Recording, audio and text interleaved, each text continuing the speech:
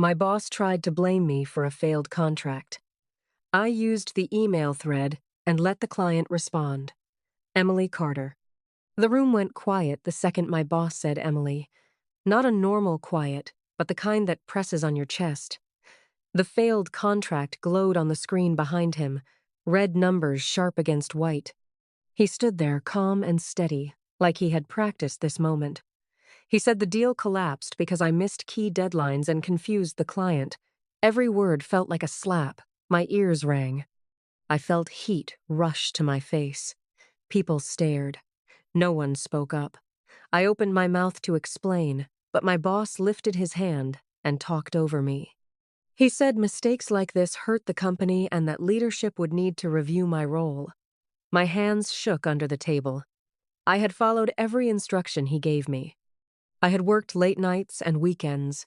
Still, he stood there and blamed me in front of everyone. When the meeting ended, chairs scraped back fast. Conversations stopped when I stood up. I felt small, embarrassed, and exposed. As I walked out, my boss didn't even look at me. That hurt most of all. My chest felt tight, like I couldn't breathe right. I knew something was very wrong. This wasn't a misunderstanding. This felt planned. And in that moment, I realized my job, my reputation, and everything I worked for were suddenly on the line. I walked back to my desk slowly, trying not to cry. My boss followed me, his voice low and smooth. He told me to calm down and take ownership.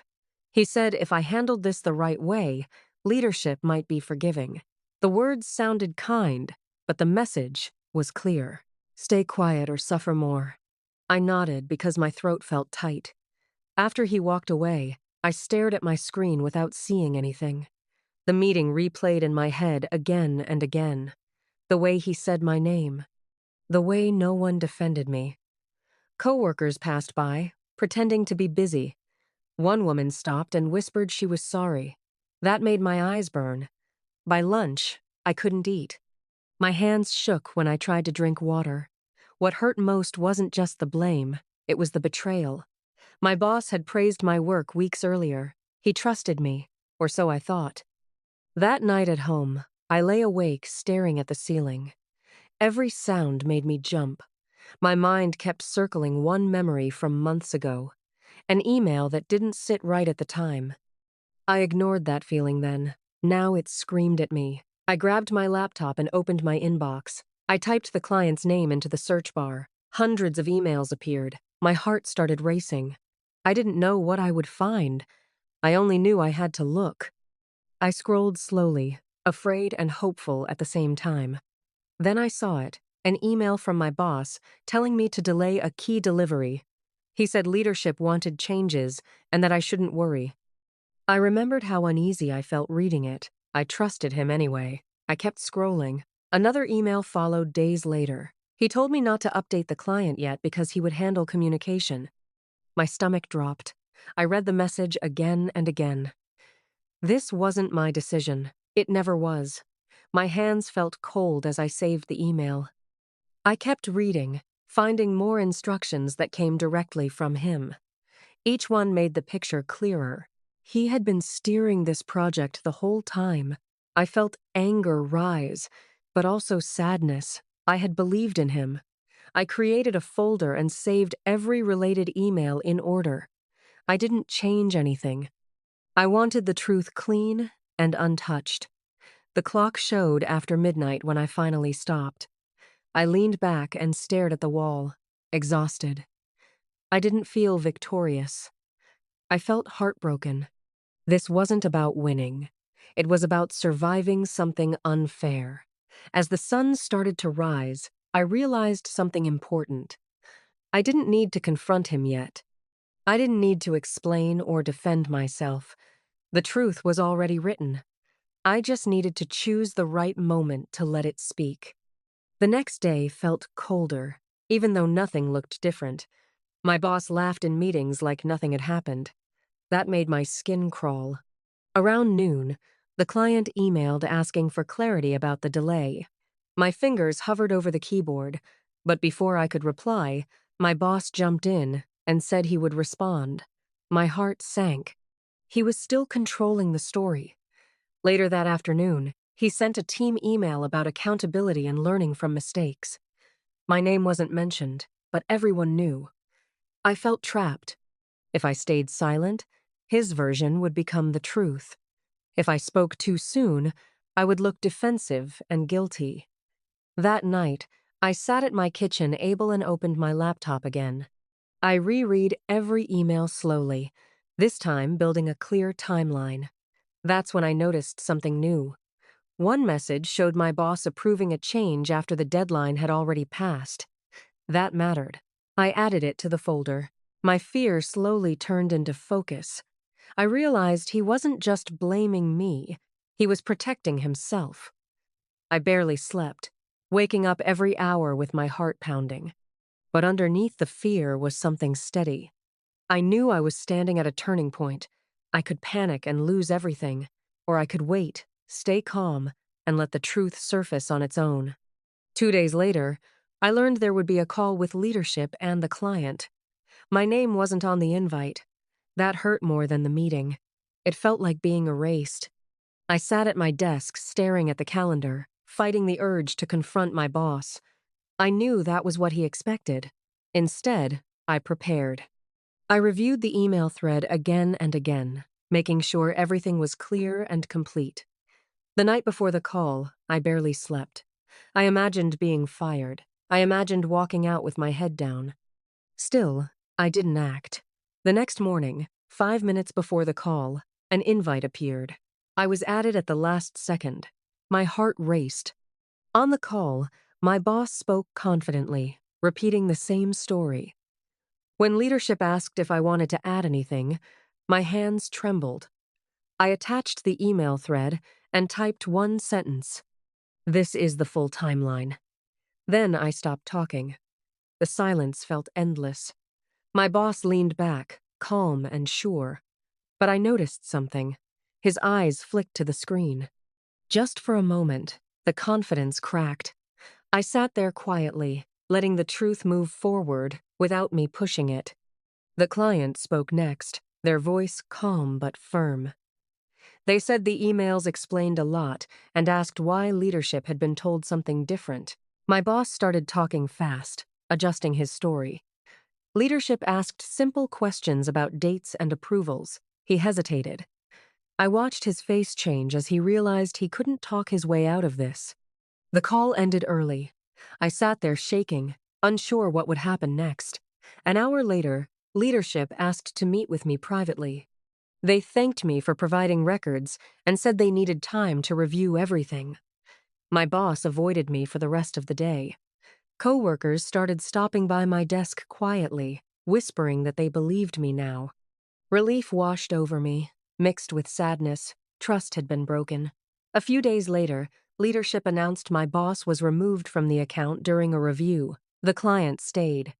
My role was restored quietly. There was no apology, no announcement. It didn't need one. The truth had already done the work. That night, I went home, exhausted but calm. I realized I hadn't fought dirty. I hadn't broken rules.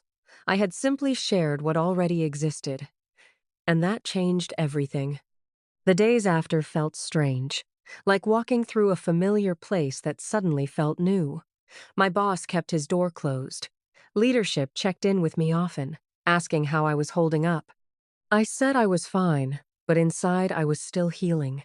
The client emailed me directly, thanking me for my honesty and asking me to lead the next phase. That message meant more to me than any apology. I accepted. As work moved forward, I noticed small changes. Meetings became clearer. Decisions were written down. Approvals were shared openly. It felt like something good grew from something painful. Weeks later, my boss resigned quietly. There was no goodbye, just an empty office. People moved on quickly. I tried to do the same. But late at night, I still thought about how close I came to losing everything. If I had stayed silent, if I had panicked. Fear lingered, but it no longer controlled me. I had learned something powerful. Calm preparation beats loud accusation, every time. And I knew this wasn't the end of the story yet. Months passed, and the contract was back on track. I worked closely with the client, rebuilding trust one step at a time. They respected honesty more than perfection. At work, people started asking how I stayed calm during conflict. I told them I trusted records more than memory. One afternoon, I cleaned out old folders and paused over the email thread that changed everything. I didn't delete it, I archived it, not out of fear, but respect. That experience changed how I saw myself. I stopped doubting my worth so easily. I learned that being quiet didn't mean being weak. Sometimes it meant being ready. When new challenges came, I faced them with the same steady focus. I didn't rush. I didn't react emotionally. I stayed clear. Looking back, that meeting felt like the end of my story. Instead, it was only the beginning. And just when I thought the worst was over, something unexpected happened that pulled me right back into the storm. Just when I thought things were settling down, leadership announced a full internal review. The words sounded calm, but my stomach dropped. Reviews meant digging. Digging meant risk. I had nothing to hide, but fear doesn't listen to logic. My boss was gone, but his shadow still hung over everything. People started acting careful again, watching what they said. One afternoon, I was asked to hand over all project notes. I did without hesitation. Still, the request made me uneasy. That night, I replayed the past few months in my head, searching for anything I missed. What scared me most was the thought that the review might decide the easiest solution was to let both of us go. It wouldn't be fair, but fairness doesn't always win. The next day, I learned the review would include interviews with everyone involved. My heart pounded. Stories change when fear enters the room. I realized the truth could still be twisted if people spoke carelessly. I didn't sleep well. I kept reminding myself that facts don't change, even when people do. But deep down, I knew this wasn't over. The storm had paused, not passed, and something told me the hardest part was still ahead. The interview day arrived faster than I expected. I sat in a small room with two leaders I barely knew. They asked calm questions, but every word felt heavy. I answered honestly, sticking to facts. No opinions, no anger. When they asked about my boss, I chose my words carefully. I explained decisions, not motives. When the interview ended, they thanked me and said they'd be in touch. That phrase always feels like a door closing. Back at my desk, I noticed whispers again. Someone told me my boss had sent leadership a long message before leaving. My chest tightened. I didn't know what it said, but I could guess. That night, fear crept back in. I imagined him painting himself as the victim, blaming me one last time. I checked my email thread again, reminding myself of what I had. Still, doubt is loud when you're alone. The next morning, I was called into another meeting. This time, it included someone from legal. My heart raced. They said they needed clarification about a timeline detail. I answered calmly and showed them the email that proved it. The lawyer nodded slowly. That nod felt like air returning to my lungs. I walked out knowing the truth was still holding. A few days later, something unexpected happened. The client requested a follow-up call, but not with leadership. They asked for me directly. That alone felt like a shift. On the call, they said they appreciated how I handled the situation and wanted to continue working closely. Then, they asked a question that stunned me. They asked if anyone had pressured me to stay silent before the contract failed. I paused. This wasn't something I had planned to share. I chose honesty, but carefully. I explained that communication decisions were made above me. I didn't accuse, I didn't speculate. The client sighed and said that matched their experience. After the call, leadership contacted me again, this time with a different tone. They asked for a copy of all instructions I received during the project. I sent everything. I realized then that this was no longer about blame. It was about accountability at a higher level. The review had widened. I felt a strange mix of fear and relief. Fear because the spotlight was still on. Relief because the truth was spreading beyond me. I went home that night, knowing the story was still unfolding, and I was no longer alone in it. The office felt tense as the review continued. People were careful with words, careful with emails. One afternoon, a coworker pulled me aside and admitted they had been told not to question decisions during the project. That hit hard. It meant I wasn't the only one pressured. I encouraged them to speak honestly during their interview. They nodded, nervous but determined. That conversation changed something for me. I realized this wasn't just about saving my job anymore. It was about stopping a pattern. A few days later, leadership sent an update saying the review uncovered systemic issues. Those words mattered. It meant the problem wasn't personal. It was structural. Still, uncertainty lingered. Would they actually act on it? Or would it quietly fade away? Then came another twist. I was asked to temporarily take over responsibilities my boss once held. The request shocked me. Part of me felt proud. Another part felt scared. Taking that role meant visibility. Mistakes would be noticed. I accepted anyway. I knew hiding wouldn't protect me. That week was exhausting. Long hours, hard decisions. But something surprising happened. The team responded well. Communication improved. Results followed. I started to see what the company could have been all along. Just as I began to feel steady, a rumor spread that leadership might close the review without consequences. My heart sank. I had seen this before. Time passes, tension fades, and nothing changes. One evening, I stayed late finishing reports when an email arrived from legal. They asked for one final clarification about a decision made weeks before the contract failed. I answered and attached the same email thread again. This time, I added nothing else. The next morning, the office buzzed with news. Leadership had called an emergency meeting. I walked in feeling uneasy. They announced the review was complete and that several policy changes would be made. Then they said something that surprised everyone. They confirmed my boss had misrepresented facts and violated communication standards. Hearing it said out loud felt unreal. My hands shook slightly. Leadership apologized to the team for the impact. They didn't say my name, but they didn't need to.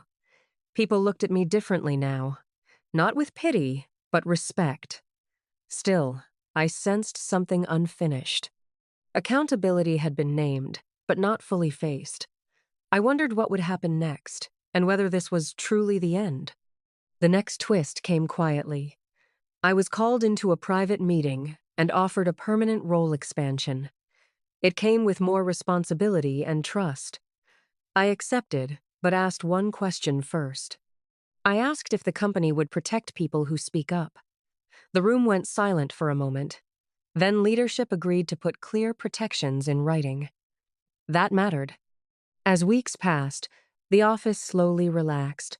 People spoke more freely. Still, one thing bothered me. My boss had resigned, but his message to leadership was never addressed publicly. I worried that his version of events still lived somewhere, unchallenged. Then, unexpectedly, the client sent a formal letter praising transparency and cooperation. Leadership shared it internally. That letter became part of the record. It closed the loop in a way nothing else could. I felt a weight lift from my chest. I realized the truth had reached every corner it needed to reach. No shouting, no drama, just steady light. That night, I slept deeply, knowing the worst was finally behind me. Or so I thought. A month later, I received a message from my former boss. It was short and carefully worded.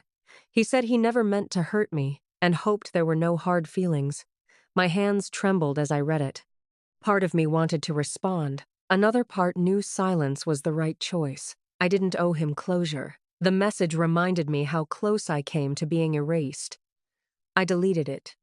The next day, leadership announced new training focused on ethical communication. I was asked to help design it. That felt like the final shift. What began as blame had turned into change. Still, I reflected on how fragile fairness can be. One confident lie nearly destroyed my career. What saved me wasn't luck. It was preparation and restraint. I realized I had changed too. I trusted myself more. I no longer needed approval to know my worth. That confidence showed in my work and my voice. People listened differently now. And for the first time in a long time, I felt safe at work. But the story wasn't quite finished yet. The final surprise came during a routine check-in. Leadership shared that my former boss had been denied a role at another company after references raised concerns. It wasn't revenge. It was consequence. I felt no joy hearing it, only a quiet sense of balance. Actions matter. Truth lingers. That day, as I walked back to my desk, I realized how far I'd come from that meeting where my name was spoken like a mistake. I had survived something unfair without becoming bitter. I had stayed honest when it would have been easier to lash out. The storm had tested me, but it also showed me my strength. I looked around the office, at people working, laughing, living their own stories. I knew this experience would stay with me forever, not as a wound, but as a lesson.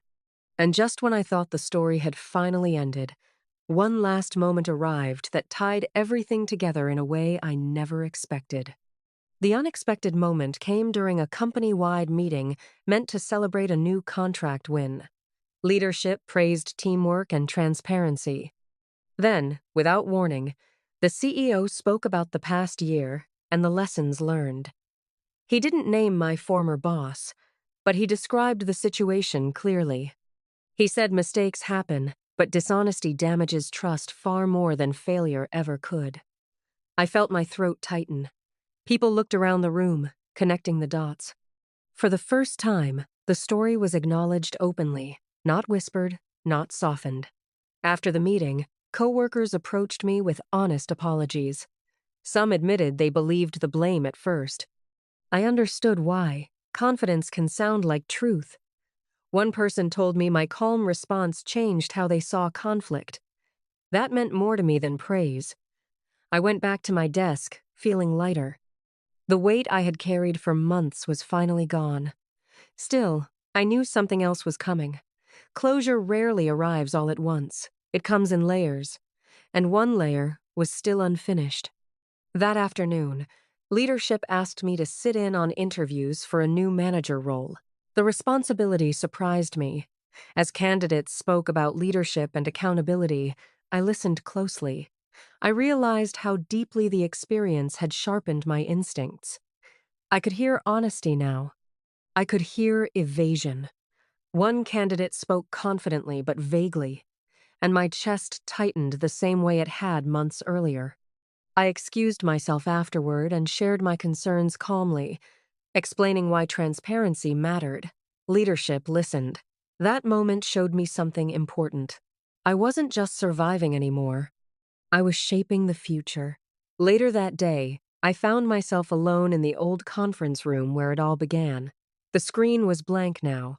I sat in the same chair and felt a wave of emotion, fear, anger, pride, relief. I remembered how small I felt that day, how powerless. Sitting there now, I realized I wasn't the same person. I had grown into someone steadier, clearer, someone who trusted herself. I stood up and walked out, knowing that room no longer held power over me. Weeks passed, and work settled into a healthy rhythm. Then one morning, I received a call from the client I had worked so closely with. They told me they had recommended me to a partner company for a leadership role. I was stunned.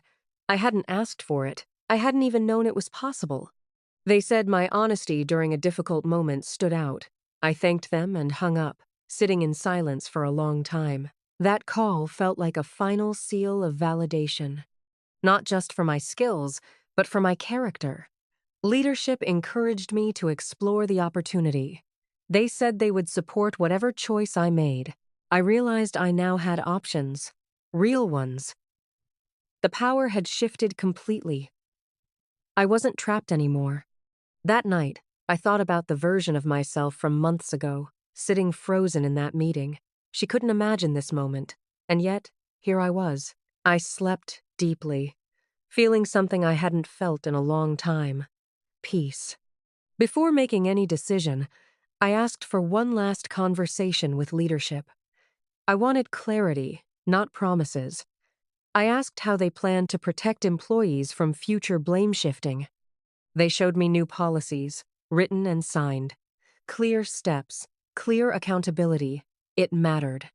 I realized my story had helped change something real.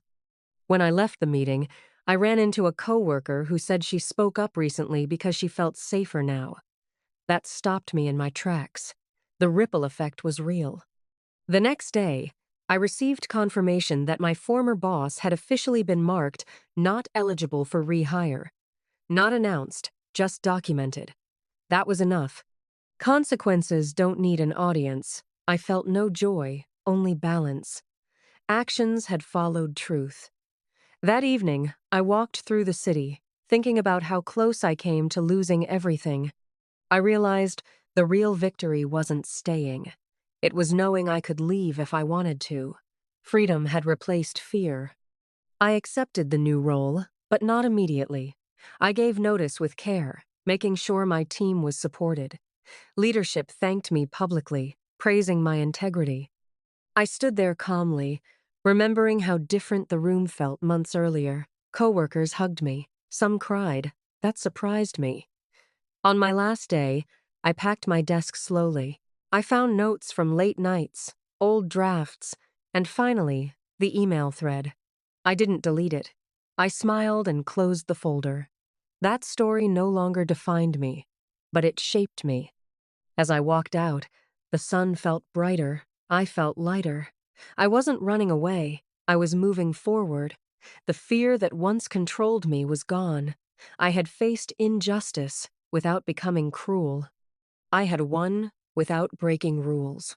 That mattered. More than titles, more than money. My first day at the new company felt different. Respect came first. Trust came easily. When challenges appeared, I handled them with calm clarity. I noticed how often people tried to avoid conflict instead of addressing it. I gently encouraged honesty. The lessons I learned stayed with me. One afternoon, a colleague asked how I stayed so composed under pressure. I told her the truth. I said I learned what happens when silence meets dishonesty. She nodded, understanding more than she said.